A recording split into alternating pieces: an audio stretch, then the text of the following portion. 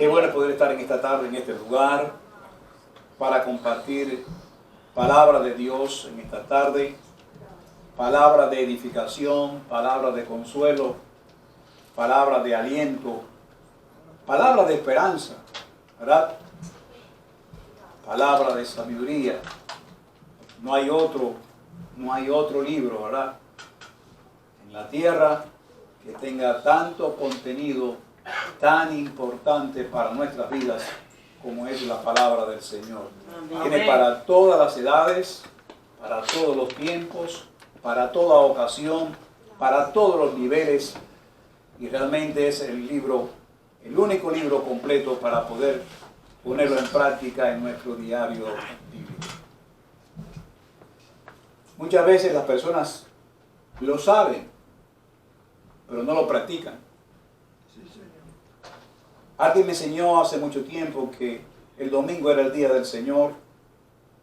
Por ende, siempre los domingos trato de estar en la casa de Dios, salvo una situación mayor, como me enseñó el pastor con quien me convertí. Digo, una situación de emergencia, una eventualidad, es la única forma justificada de poder dejar de venir el domingo a la casa del Señor. Hace, digamos, unos días atrás, por así decirle, no recuerdo cuándo, sé que fue este año, alguien me hace la invitación de ir a comer al restaurante un domingo, y yo le dije, sí, pero debe ser después del servicio dominical. No salgo el domingo, salvo después que se acabe el servicio de adoración a Dios. Me dijeron, ok, no hay problemas. Después del servicio, pues vamos a comer a un restaurante. Por cierto, era en el downtown de la ciudad de Miami, de West Palm Beach. Cuando llegamos, no había dónde parquear. Voy a parquear en un lugar, me dice $100 el parqueo.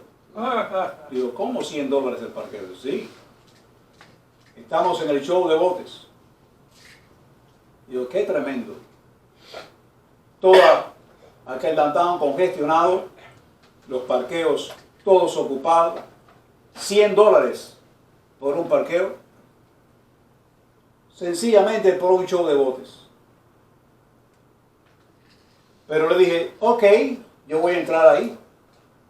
Tenemos reservación para ese restaurante. Cuando fuimos al parqueo, corren la noticia de que el show de botes había terminado. Cuando voy a introducir mis datos en el parquímetro, solamente eran $14 lo que había que pagar.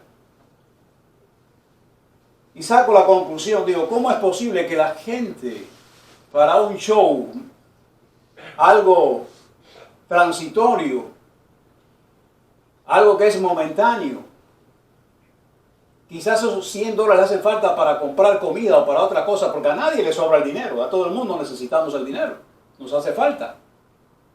Y cómo la gente gastaban $70, $80 y $100 por un parqueo, por un rato nada más, para un evento ocasional, que realmente en ocasiones lo que trae son dificultades, tanto para la parte económica personal, como para la situación del medio ambiente, porque trae situaciones desagradables en muchos casos.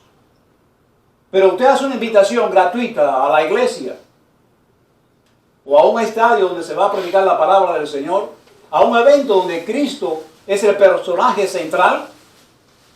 La gente como que lo toma de sorpresa, no le presta atención, lo mira como algo de segundo plano, no lo mira con una intensidad ni con una prioridad. No tengo que trabajar, no puedo tener tiempo para ir a ese lugar. Y es difícil entender al ser humano, muy difícil. Estamos acostumbrados más fácil a la vida material que a la vida que Dios nos manda. Cuando la palabra dice, buscad primeramente el reino de Dios y su justicia, que lo demás Él lo va a añadir en el camino. Quiero compartir un tema en esta tarde que he titulado El traslado del pozo al reino. El traslado del pozo al reino. Creo que el domingo anterior o tras el anterior había dicho algo sobre una predicación que se hizo. Y digo, alguien ha dicho prácticamente el tema para este día. El traslado del pozo al reino. Una cosa es un pozo, una cosa es un foso. Hay una pequeña diferencia entre ellos, pero básicamente hacen una función similar. Vamos a la palabra, la Biblia. Abra su libro de texto en el libro de Génesis, capítulo 41, verso 37 solamente, por ahora. Amén. Dice la porción de la palabra que acabamos de anunciar en Génesis, capítulo 41, versículo 37, en el nombre del Padre, del Hijo y del Espíritu Santo. El asunto pareció bien a Faraón y a sus siervos. Dice el verso 38. Y dijo Faraón a sus siervos, ¿acaso hallaremos a otro hombre como este, en quien esté el Espíritu de Dios? ¿Acaso encontraremos otra persona en la cual esté morando la presencia de Dios? ¿Habrá otra posibilidad? O sea, la pregunta era como anunciando algo importante. No un show de botes. No. No las Olimpiadas. Algo más importante. ¿Habrá alguien más importante en esta hora? ¿Habrá un hombre que tenga lo que tiene este hombre en esta ocasión, en este mundo en que estamos viviendo? Si hay algún hombre que se parezca a él, que tenga lo que él tiene, bienaventurado será, dichoso y fortalecido. Amén. Padre, te damos gracias en esta tarde, por este tiempo, por esta ocasión en la cual estaremos hablando tu palabra. No solamente para escucharla, sino para aprender de ella.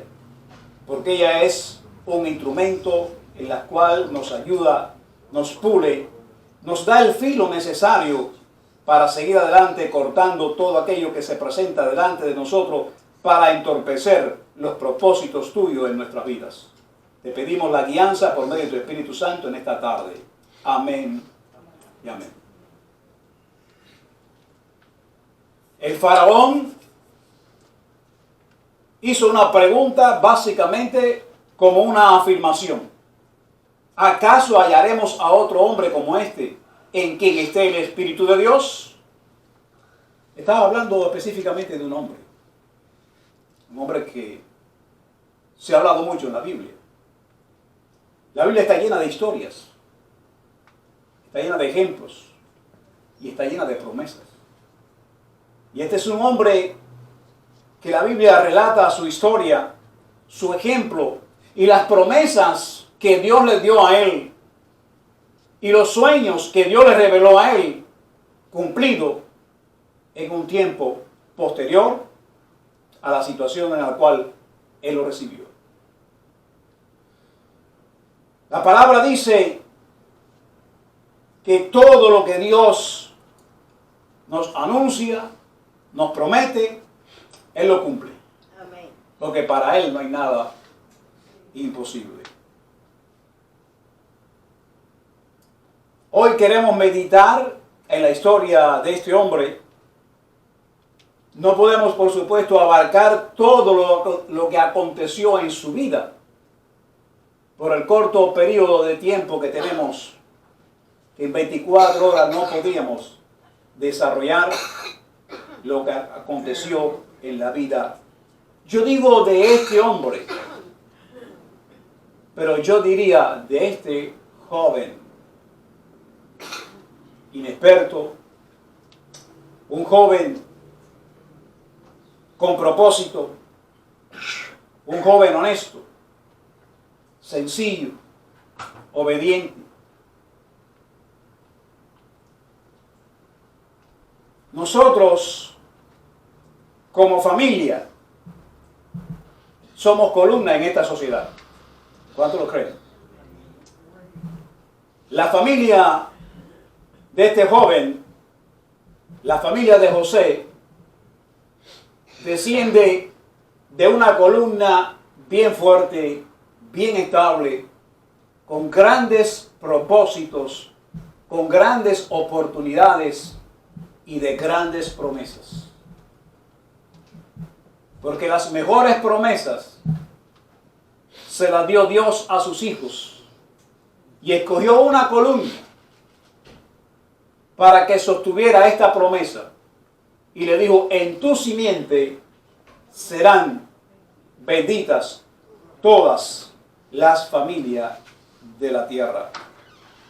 Una columna es un sostén vertical, una estructura que es duradera, firme, estable, segura y que soporta mucho peso encima de ella.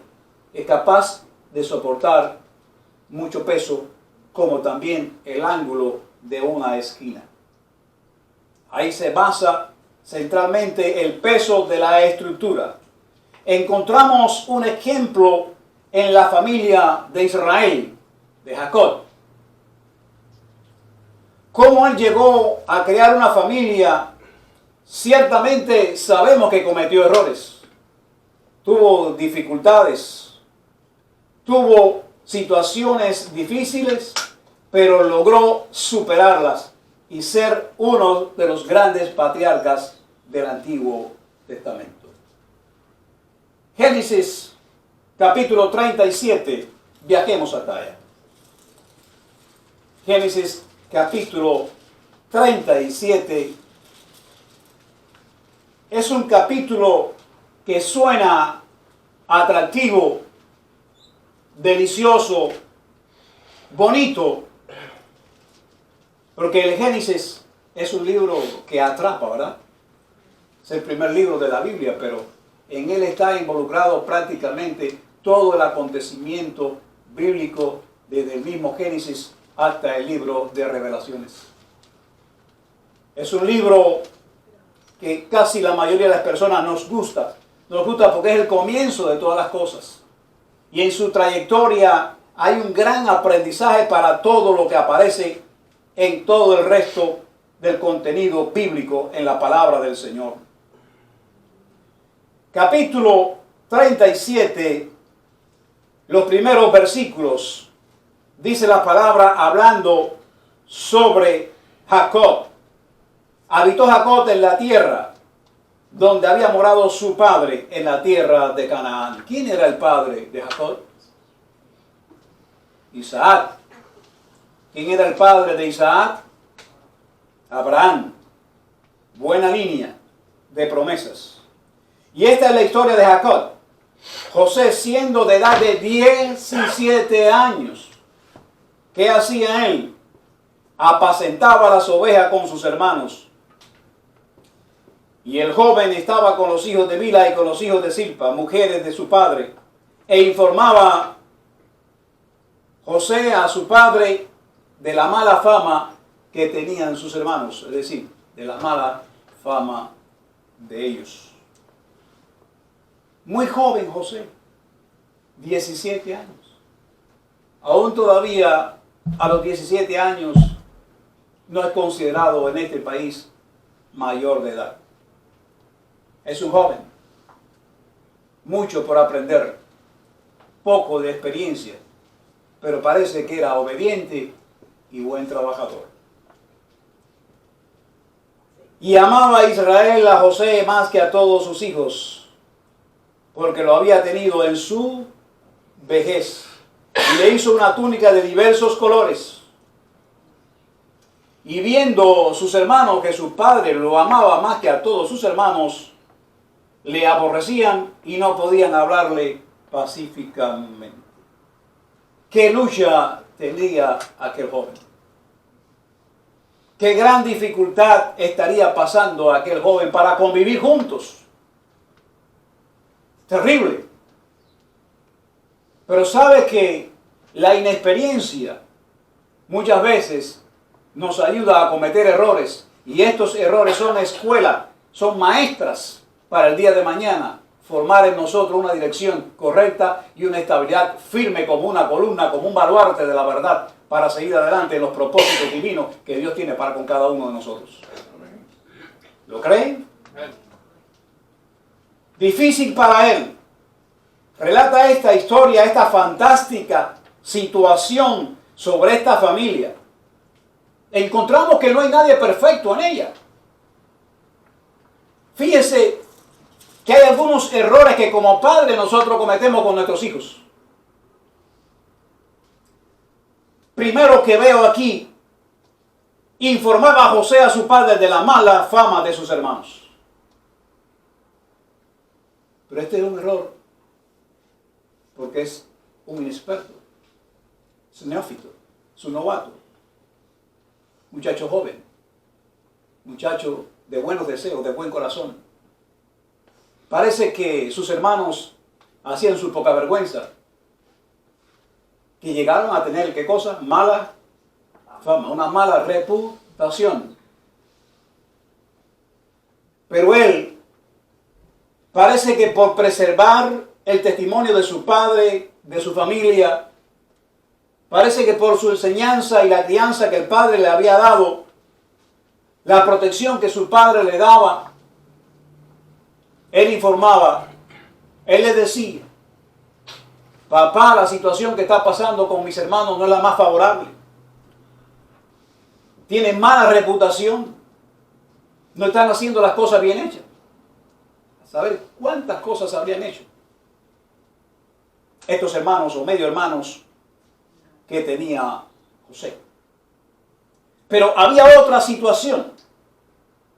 Amaba a Israel a José más que a todos sus hijos, porque lo había tenido en su vejez. Era otro problema. O sea, la familia, el medio ambiente dentro de la familia estaba un poco caldeado, estaba un poco caliente la situación. Yo sé que en todas las familias hay problemas, pero tenemos que entender que la solución en la familia es Cristo. Amén. Familias bendecidas, iglesia bendecida. Iglesia bendecida, comunidad bendecida. Comunidades bendecidas, ciudades bendecidas. Ciudades bendecidas, naciones bendecidas. Entonces, la familia juega un papel preponderante en esta sociedad que estamos viviendo. Las enseñanzas a nuestros hijos juegan un papel preponderante en la sociedad que estamos viviendo. Las escuelas son foco de tener cuidados en ellas, porque las escuelas no enseñan a los hijos. En la casa es donde se enseña a nuestros hijos, donde se forman, donde se educan, donde se preparan. Y mucho más en la casa de Dios, que se le enseña la verdad y los mejores sentimientos de amor hacia la familia, aún hacia los enemigos. Amaba a Israel más que a todos sus hijos, porque lo había tenido en su vejez. Quiero decirle que esta familia no es la única familia donde papá o mamá hacen preferencia con uno de sus hijos.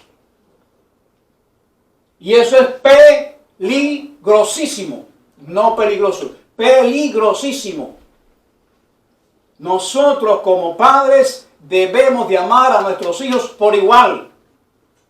Ahí menciona 12 varones y hay una hembra llamada Dina, que tuvo Jacob.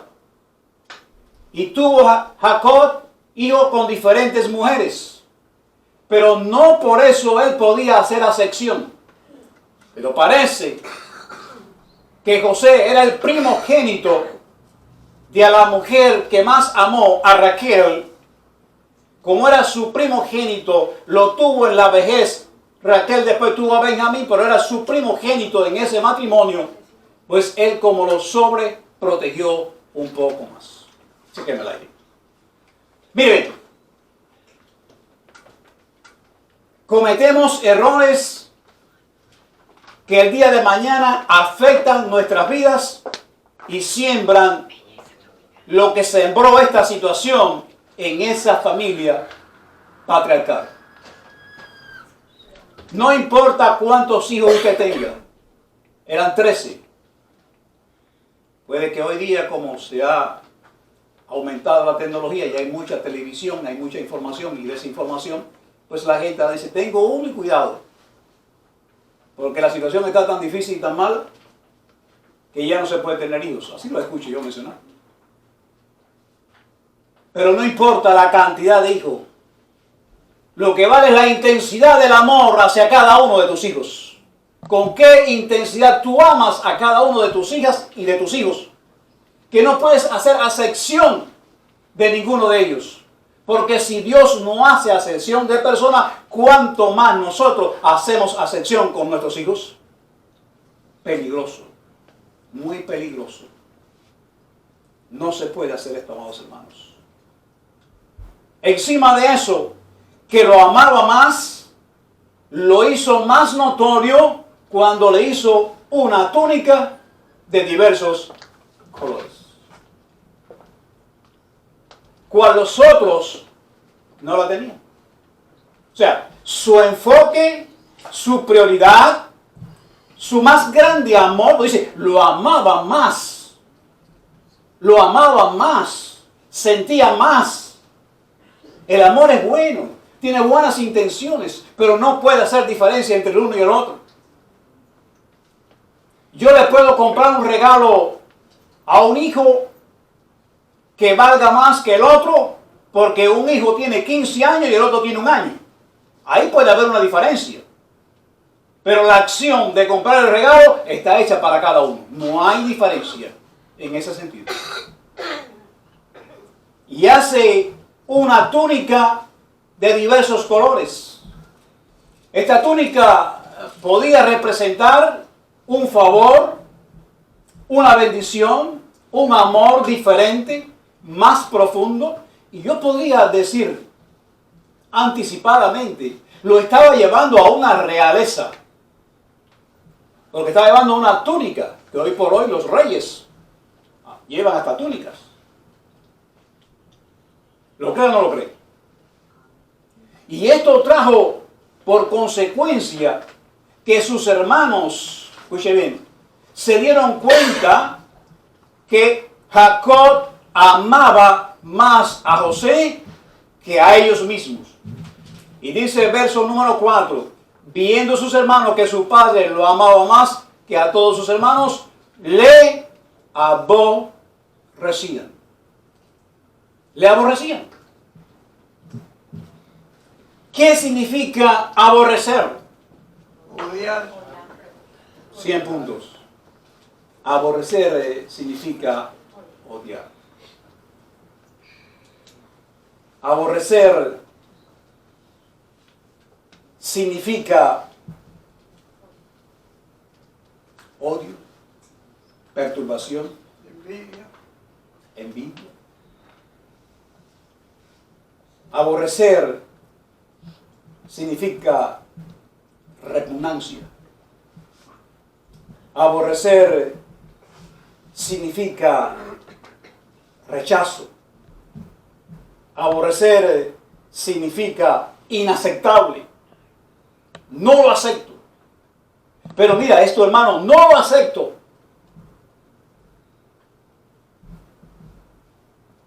Aborrecer significa egoísmo. Aborrecer significa resentimiento. Y un corazón resentido es un corazón que da lugar a la ira, al odio. Y era entre hermanos. Te va a Génesis. Y lo ve desde allí, de los primeros capítulos de Génesis.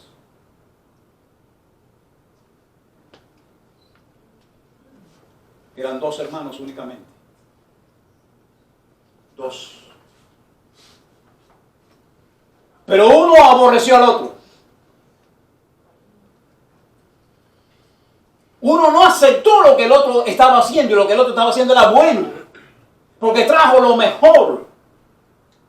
Pero el otro aborreció a su propio hermano. Los únicos 2. Los primeros en el mundo. Y de ahí salió el primer homicida sobre la faz de la tierra. Entre 2 hermanos. A veces el aborrecer, el resentimiento, el odio es más profundo en una familia bien cercana que entre grupos o sociedades. se hace más fuerte, se hace más peligroso, porque viene la raíz de amargura y el resentimiento y acaba con la mente y el corazón del ser humano.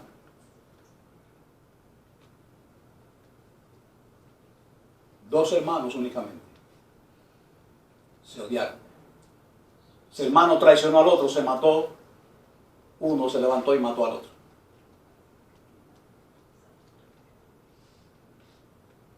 Estos hermanos, entre ellos mismos, quieren matar al otro. Quieren destruir al otro. Porque lo aborrecieron. Dice la palabra que lo aborrecían. Y que no podían hablarle pacíficamente. El odio, el rencor, la ira, la prepotencia, estaban en el hogar, dentro del hogar. Eso me da a entender a mí que todavía puede haber muchos hogares cristianos donde alguien aborrece a alguien. Porque si en esta familia patriarcal estaba aconteciendo semejante cosa con un joven entre sus propios hermanos, no miremos, no señalemos quién tiene la culpa. Mirémonos siempre a nosotros mismos qué estamos haciendo para que estas cosas estén aconteciendo. Porque queremos todos ser bendecidos. Queremos todos ser levantados de un lugar a otro. Queremos todos dejar algo malo y obtener algo bueno. Y que dejemos todos dejar lo bueno y crear algo más bueno. Pero depende muchas veces de lo que nosotros estamos haciendo, de lo que nosotros estamos sembrando. No se puede sembrar enojo, no se puede sembrar frustración, no se puede sembrar egoísmo, no se puede sembrar envidia, no puede haber aborrecer entre uno y otro. No podemos permitir semejante situación en nuestros hogares, en nuestras familias. No podemos permitirlo, amados hermanos, porque eso no viene de Dios. Eso viene del príncipe de este mundo, que dicho sea de paso, les vuelvo y les recuerdo, le queda poco tiempo. Señor lo reprenda. Gloria a Dios. Pero ahora la situación se agrava un poco más. Porque este joven tiene un sueño. En su inocencia, él piensa, comparto el sueño con mis hermanos. Y vamos a ver qué opinan ellos. ¿Sabe que hay sueños que no se tienen que contar a nadie? Hubo un rey en la Biblia que Dios le dio una posibilidad y le extendió un tiempo. Y después se jactó en enseñarle a otros reyes todo lo que Dios le había proveído. Y le fracasó por haberlo mostrado. Cuenta el sueño a sus hermanos y dice el verso número 5, ahora llegaron a aborrecerle más todavía. Fíjense bien, más. O sea, ya aquel resentimiento, aquel aborrecimiento, aquel odio, ahora se multiplicaba más. Llegaron, dice la palabra, a aborrecerle más todavía. Pero no se queda ahí. Fíjese bien. Él le cuenta el sueño. Pero en el verso 9 también tuvo otro sueño. Y se lo cuenta a sus hermanos diciendo, contándole el sueño. ¿Y qué pasó? Que ahora entonces sus hermanos le odiaban más todavía. ¿Qué situación tan difícil para José? ¿Cuánto lo creen? ¿Qué situación tan horripilenta? ¿Qué situación tan digna de piedad la que estaba pasando este joven? No lo escuchaba. Él se sentía marginado. Pero él insistía en su poca experiencia de compartir el sueño. No le voy a decir los sueños, usted lo puede leer después. También se lo contó a sus padres, junto a sus hermanos. ¿Acaso la respuesta fue esta? ¿Vendremos yo y tu madre y tus hermanos a postrarnos en tierra ante ti? Y sus hermanos le tenían envidia, mas su padre meditaba en eso. El padre conocía a Dios claramente. Su padre había tenido experiencia con Dios. Su padre en una ocasión había soñado. ¿Cuánto recuerda? Jacob tuvo un sueño en cierto lugar. Es bueno soñar. Jacob soñó. José soñó. El panadero soñó. El copero soñó. Faraón soñó. Esté soñó. Daniel vio visiones. Vuestros, dijo el profeta Joel. ¿Cómo dijo el profeta Joel? Capítulo 2, verso 28. Vuestros jóvenes, vuestros ancianos. Entonces es bíblico soñar. Sin embargo, no cuesta nada. No cuesta soñar. Usted puede soñar de un día para el otro. Sin embargo, escuche bien. Sin embargo, puede que el sueño no se cumpla de un día para otro y tome un tiempo prudencial para que usted vea el cumplimiento de ese sueño. ¿Sí? ¿Qué diferencia? Yo puedo soñar de un día para otro, pero puede que no vea el sueño en algunos años. Dijimos que él tenía 10 y cuántos años, 17 años cuando soñó un sueño. Tenía otro sueño. Pero los sueños se cumplieron después de una década. Porque cuando él llegó a ver su sueño realizado, cuando él fue trasladado de ese pozo de desesperación, de dificultad en la cual él salió, cuando él se sentó y fue el gobernador de toda la tierra, dice la Biblia, tenía 30 años de edad. Ya había cierta experiencia. Pero me admiran algunas cosas de este joven. Este joven sufrió tanto ensañamiento, tanto odio sobre su vida,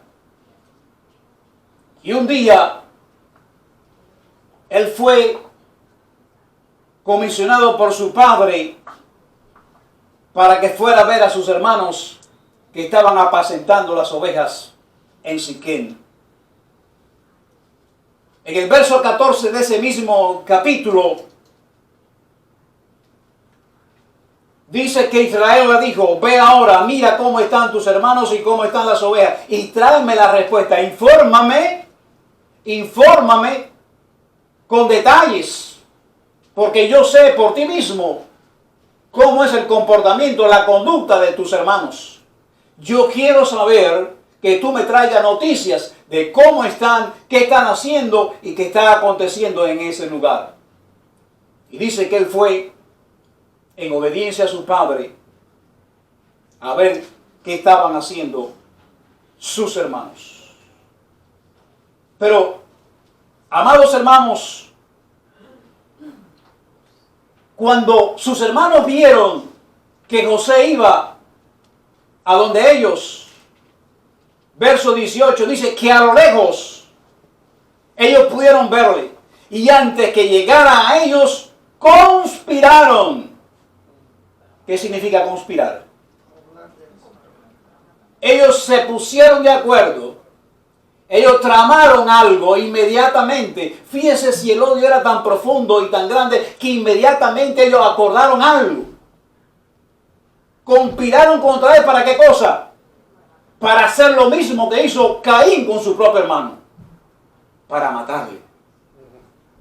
Para acabar con su vida. Hermano, es duro. Es lamentable. Es terrible. Que tú estés viviendo de tu propia familia y que dentro de tu propia familia la gente no te acepte, que la gente no te entienda, que la gente no te considere, que no te saquen un tiempo para tratar contigo. Es un calvario. Es difícil vivir en una familia con esa situación. Por los problemas que hayan pasado, por los acontecimientos que hayan tenido, es doloroso estar en un lugar donde la gente te aborrezca, donde la gente no quiera saber de ti, y mucho más cuando hay un vínculo sanguíneo por el medio. Y mire hasta dónde llegó aquella arrogancia, aquella conspiración, aquella traición.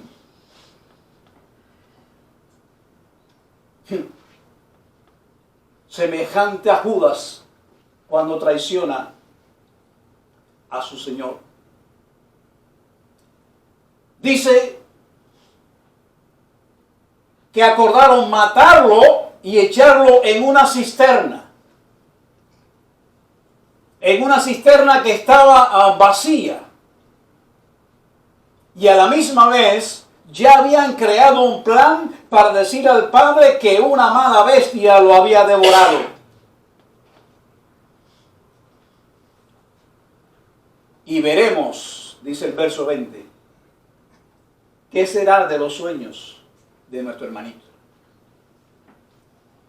Hermanos, hermanas, cuando Dios te da una visión, cuando Dios te da un sueño, cuando Dios te da una promesa, no importa quién sea el que se levante contra ti, no importa cuántos son los que se levantan contra ti, lo más importante es lo que dice la palabra con respecto a José en toda su trayectoria. Mas Jehová estaba con él. Si Jehová está contigo, tú vas a permanecer como un gigante poderoso ante las dificultades. Porque nada ni nadie te podrá hacer daño. Nada ni nadie podrá llegar a ti sin antes combatir con aquel que es el Rey de Reyes y Señor de Señores. Con aquel que fue el que te dio el sueño, que te dio la visión, que te dio la promesa, que te ha llamado con un propósito. Porque todos hemos sido llamados con un propósito de parte de Dios. Pozo. Un pozo puede ser un brocal, un hueco profundo, abierto, para extraer agua, extraer petróleo, extraer materiales, etc. Foso es otro hueco, pero no tan profundo como un pozo. Ese foso es como una zanja ancha, larga, para proteger ciudades, quizás para colectar agua. Y allí había una cisterna en aquel lugar, pero la cisterna estaba vacía. Todos conocemos la historia. Y sucedió que ellos se aprovecharon de su hermano y lo metieron en ese pozo, en esa cisterna sin agua, que estaba vacía. Y ahí continuaban ellos tramando qué hacer con su hermano el soñador, con aquel muchacho de buenas intenciones, con aquel muchacho de un buen futuro, con aquel muchacho de buenas ideas, de buen sentir, de un buen caminar, obediente a su padre. Pero por un momento, dice la palabra, que vieron que venía una compañía de madianitas, mercaderes. Y alguien dijo, no lo matemos, vendámoslos como un esclavo más. Y así obtendremos algo de recompensa. Su túnica, sabemos qué vamos a hacer con ella. Pero vamos a ver qué va a hacer él con sus sueños. Qué tremendo. ellos comiendo, disfrutando y bebiendo agua, y su hermanito más pequeño debajo, encerrado en un pozo, en una cisterna vacía. Quizás cuántas veces habrá pedido, tengan misericordia, ¿por qué me hacen esto? Yo no tengo nada contra ustedes. Yo no he sembrado nada contra ustedes, ni les guardo rencor. Y dice la Biblia que aprovecharon y lo vendieron a los ismaelitas por 20 piezas de plata. Y así, como el precio de un esclavo joven, fue vendido y llevado a Egipto. Otra de las cumplimientos de la palabra del Señor, cuando llama a sus hijos, dice, de Egipto llamé a mi hijo. Cuando Jesús, siendo un niño, tuvo que viajar a Egipto. Aquí encontramos un paralelo en muchas historias de este joven con la vida de Jesús, como un tipo de Cristo, porque también fue vendido, traicionado por sus propios hermanos. Y dice que la túnica se le enviaron a su padre después de haber matado a una oveja, verla embarrado en sangre, y su padre reconoció que era la túnica de su hijo. Tristemente, el padre reconoció una gran verdad. José ha sido despedazado por una mala bestia. ¿Dónde estaría el corazón de aquel hombre? ¿Cómo estaría el corazón de Jacob? Quebrantado, destruido, magullado, como el corazón de Dios. Cuando nosotros mismos gritamos un día, Hosanna al que viene en el nombre del Señor, y 5 días después gritamos, crucifícale, crucifícale. ¿Cómo estaría el corazón de Dios? La única diferencia, hay una magna diferencia, que Dios sabía lo que iba a acontecer con su hijo y quién lo iba a matar. Pero aquí la diferencia es que Jacob, Israel, no sabía que sus propios hermanos habían dado muerte a su propio hijo. Solo por arrogancia, por envidia.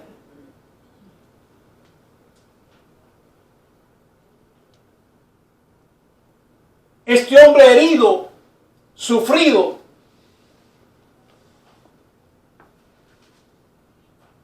tenía que seguir sus días, y digo, en una ocasión, descenderé enlutado hasta el Seol a causa de mi hijo. No habría consuelo para él. No había nada ni nadie que lo hiciera entender la situación tan difícil. Pero su hijo estaba siendo trasladado de un pozo ciego, oscuro y de sufrimiento, a un reino que posteriormente toda la familia se iba a bendecir y se iba a expandir. Porque de hecho entraron 70 de esa familia y salieron más de 1 millón cuando salieron de Egipto. A causa de ese joven soñador que Dios tenía un propósito con él. Pero que nunca se quejó, siempre soportó, siempre guardó la fe. Porque miramos la fe de Abraham. Miramos la fe tan grande que tenía Abraham supuestamente, donde Dios lo llamó mi amigo, donde Dios le dijo, nunca podré esconder nada sin contar con Abraham. Pero Abraham tenía fe y su nieto también tenía fe. Porque el nieto nunca se quejó, soportó, siguió adelante, En Egipto alguien halló gracia en los ojos de un hombre llamado Potifar. Y el hombre que halló gracia ante los ojos de Potifar se llamó José. Lo llevaron a su casa como esclavo. Fue el mayordomo de la casa. Allí solamente la mujer de su amo era lo único que él no podía tocar. Por lo demás, todo estaba bajo su control. Mire qué cosa. Un mayordomo o un esclavo, de momento, cae en gracia y sale como el hombre que administra todas las cosas en ese lugar. ¿Por qué? Porque tenía gracia delante de los ojos de Dios. No había gracia delante de los ojos de sus hermanos, pero había una grande gracia entre los ojos de aquel que lo llamó. Amén. Pasa como Noé, como en los tiempos de Noé. Y miró Dios y dijo: destruiré todo sobre la faz de la tierra. Porque la condición del hombre, del corazón del hombre desde su juventud, es de continuamente el mal. Pero Noé halló el favor de Dios. Miró Dios y encontró un hombre justo. Y tuvo la gracia de Dios. Similar a José. José halla la gracia de Dios siempre. Porque siempre Dios lo tuvo cuidando. Fíjese que sus propios hermanos quisieron matarlo. Dios lo preservó. Lo vendieron como un esclavo. Dios lo guardó. Llegó a casa de un hombre importante, donde el amo lo considera como un hombre de confianza, porque halló gracia ante los ojos de él, porque portaba la gracia de Dios, portaba el favor, gracia y favor inmerecible, portaba el favor de Dios. ¿Cuántos de nosotros nos gustaría portar lo que portaba José? ¿Cuántos de nosotros nos gustaría tener eso? Eso es más que el oro y que mucho oro refinado. Es lo más importante. Lo más importante en la vida, quizás usted me diga: pastor, la salud. Yo le diría: el favor de Dios. Amén. Es lo más importante. Porque cuando usted obtiene el favor de Dios, todo lo demás lo consigue. Todo lo demás lo consigue. Cuando usted obtiene el favor de Dios, las cosas le caen en la mano, por así decirlo. Porque usted tiene el favor de Dios. Allí, este joven, estoy ajustando la historia, le levantan una calumnia y ¿dónde termina? En otro foso de desesperación. Terrible. Sin beberla ni comerla. Pero se portó elegantemente, como un hijo de Dios, como un caballero, como un hombre que porta la gracia de Dios, como un hombre obediente, con temor a Dios. Y fue directo a la cárcel, siendo un hombre inocente. Así que hasta los inocentes pueden ir a la cárcel. Así que hasta los ciudadanos pueden ser deportados, porque la adquirieron por conveniencia y no por naturaleza. No sé si usted me entiende. Pero los que confían en Jehová son como el monte de Sión, que no se mueven ni lo pueden deportar tampoco. Porque si no se mueven, menos me van a deportar. Porque usted confía en aquel que lo puede todo. En aquel que está con usted. Pero usted tiene que estar con él. Usted sabe que Dios está contigo, pero ¿con quién tú estás? José sabía quién estaba con él. Y allí en la cárcel, con un uniforme de preso, peludo, barbudo, otra vez José, marginado, encerrado, pero con esperanza. Si Dios me permitió llegar hasta aquí, algún día Dios me sacará de aquí. Muchos de nosotros a veces estamos pasando una pequeña situación y lo más que hacemos es lamentarnos y quejarnos. Por eso es que no caminamos un paso hacia adelante y caminamos dos para atrás. Pero el que persevera hasta el fin, este lo alcanza todo. Usted ha tenido sueños, usted ha tenido revelaciones, usted ha tenido visiones, usted ha tenido promesas, usted ha tenido Dios, sigue confiando en Él. Sigue confiando en Él. Porque el que te amó es fiel hasta el final. Amén. En Él no hay sombra de variación y de mudanza alguna, dice Santiago. Allí aparecieron dos soñadores más, dos colegas con el mismo uniforme, no presos por la misma causa, pero sí en el mismo lugar.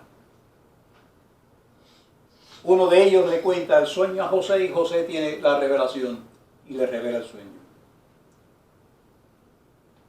El jefe de los coperos, viendo al jefe de los panaderos que estaba allí también, cómo José pudo interpretar ese sueño al copero, pues él lo halló también favorable como para decir, tengo que contar el sueño a este hombre, porque este hombre tiene revelaciones. Ellos no sabían de dónde venía la revelación, sí sabía que este hombre llamado José tenía algo que podía interpretar los sueños. ¿Y qué es lo que tenía? Hoy yo sé lo que él tenía. Yo pienso que ustedes también sepan lo que él tenía. La gracia y el favor de Dios, que era lo mismo. Estaba bajo la obediencia y el propósito de Dios. Y le dijo al jefe de los coperos, vas a ser restaurado. Al otro le dijo, dentro de 2 días vas a ser colgado. Para uno la cosa estaba bien, pero para el otro la cosa estaba mal. Pero José tenía que pasar tanta dificultad y tanta prueba en su vida. Tenía que soportar tanto aquel trapiche, aquel proceso por el cual él estaba pasando como Cristo, que pasó un proceso difícil en su vida para poder regresar al trono de gloria. Que José también tuvo que pasar ese trapiche.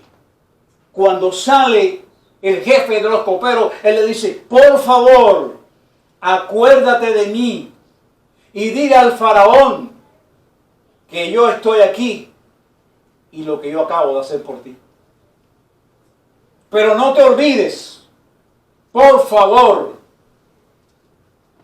acuérdate que yo estoy aquí en esta situación y sobre todo, porque todos saben que yo soy inocente. Salió el jefe de los coperos.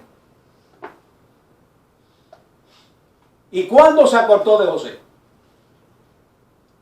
Según la Biblia, 2 años después se acuerda de José cuando el faraón tiene 2 sueños. Y nadie podía descifrar los sueños. Pero había un hombre llamado José. Un hombre que podía discernir. Capítulo 41.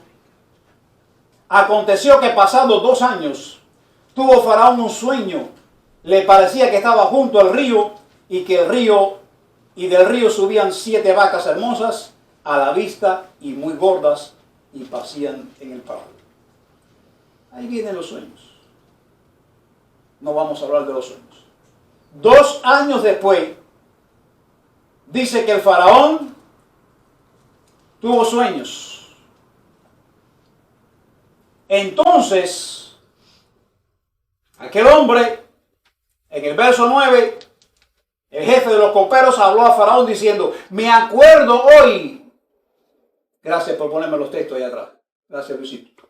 Me acuerdo hoy, fíjese bien, de mis faltas, que yo terminé en la cárcel por errores.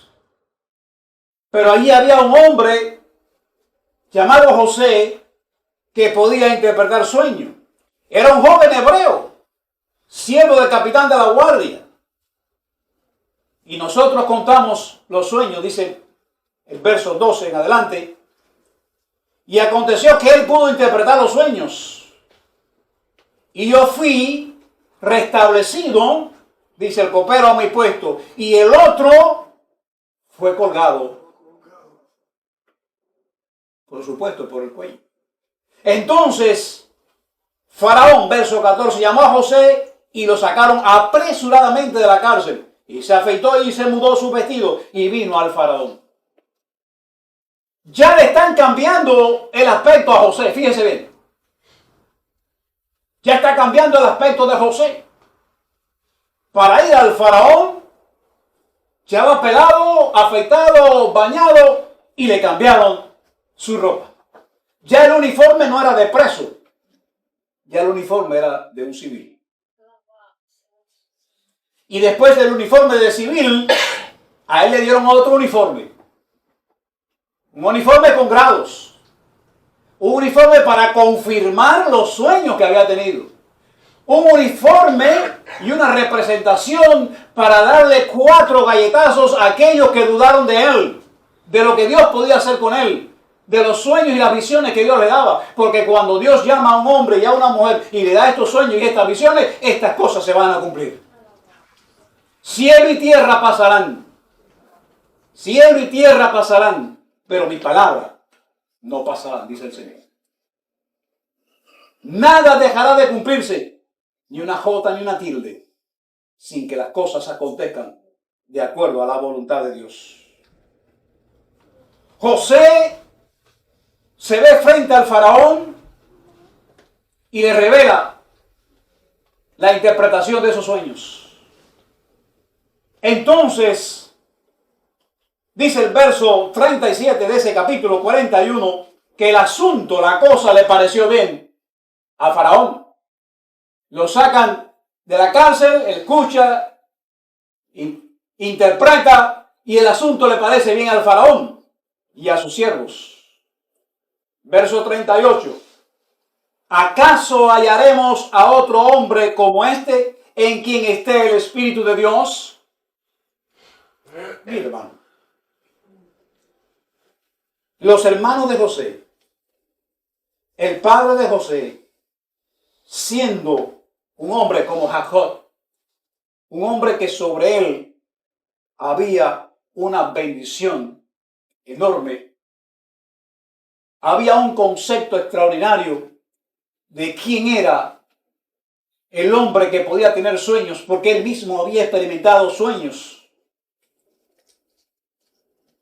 y había visto y había luchado cuerpo a cuerpo con Dios. Aún hasta el ángel tuvo que herirlo para que se despegara en el cuerpo a cuerpo que tenía. ¿Cuántos lo recuerdan? Descoyuntó su muslo. Él peleó con Jesús, con Dios. Él tenía experiencia de quién era Dios.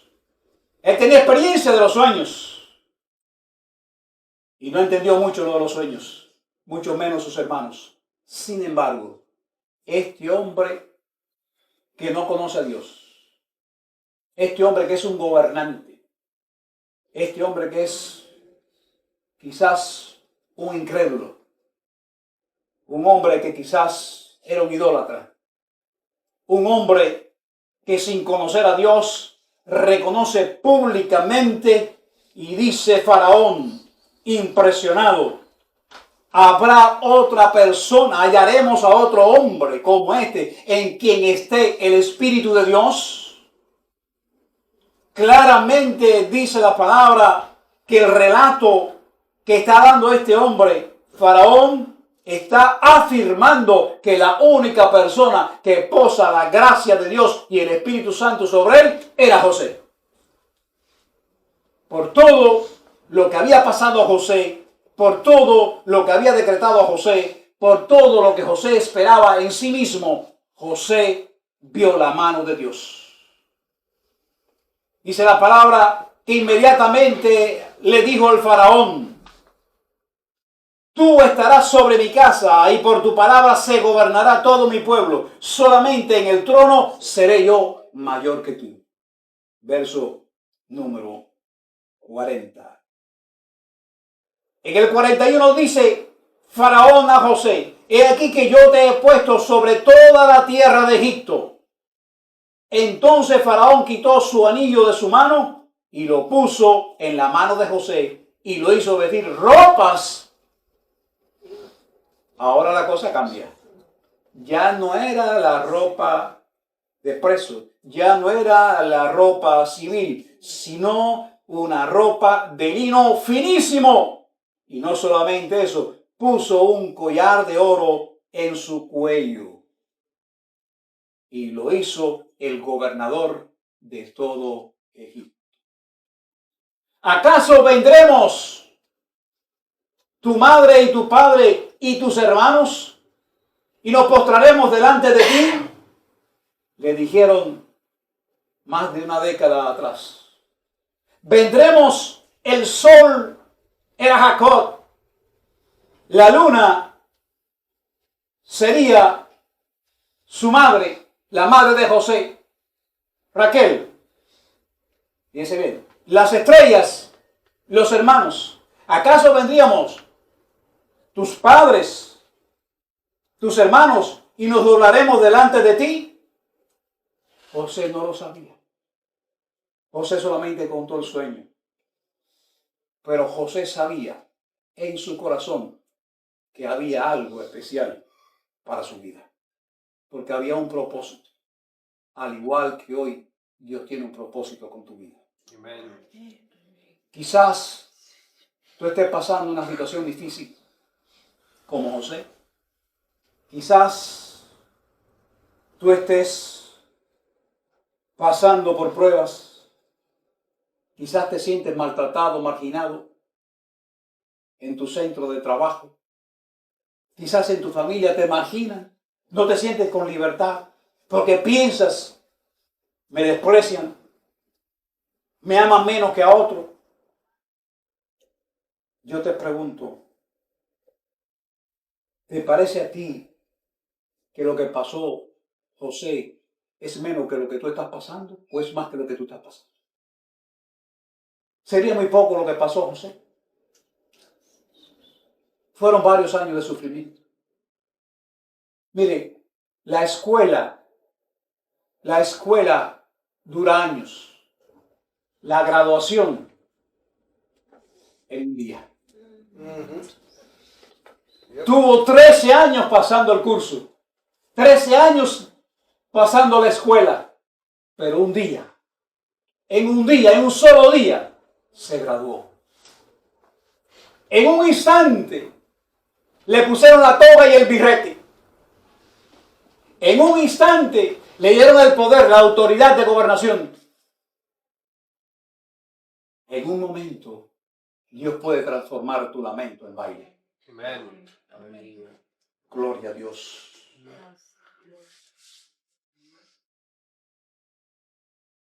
Lo más importante de esta historia que José la aceptó y no se lamentó. No renunció. Muchas veces nosotros decimos, Señor, por favor, ¿hasta cuándo?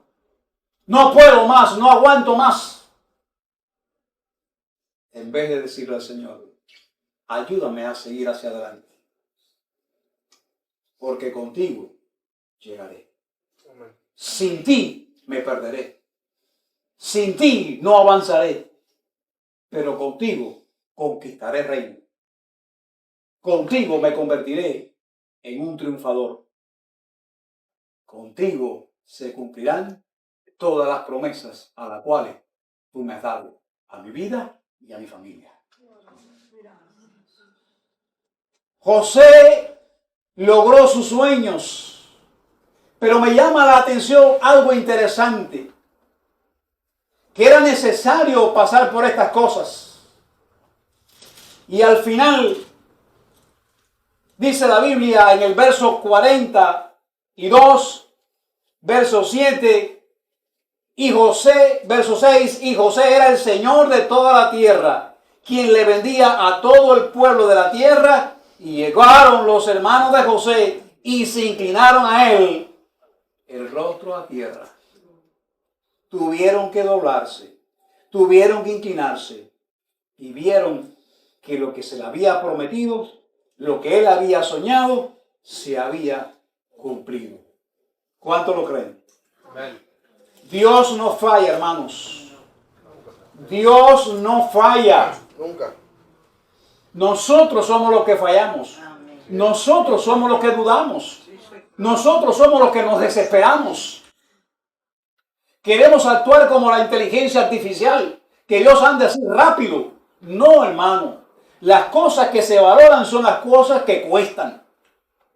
Que cuesta oración, que cuesta sacrificio, que cuesta intercesión, que cuesta leer la Biblia, que cuesta orar, que cuesta buscar, que cuesta llamar. Por eso dice, clama a mí.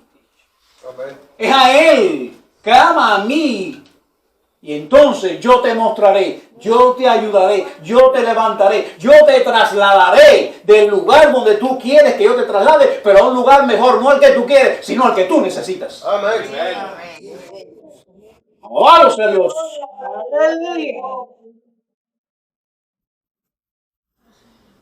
Mire, hermanos, después que José se da a conocer a sus hijos, a sus hermanos, a su padre, ya después que se da a conocer, abreviando la historia, dice que José le dijo a sus hermanos, ahora pues, no os entristezcáis, ni os pese haberme vendido. Mire qué clase de convicción de ese hombre. Eso está en el 45, versículo 5. Mire bien, hermano, mire la convicción de José. José confiesa a sus hermanos de la traición que ellos tuvieron. Pero el medio que Dios tenía que usar era ese, para sacar adelante a la familia, para sacar adelante a la nación.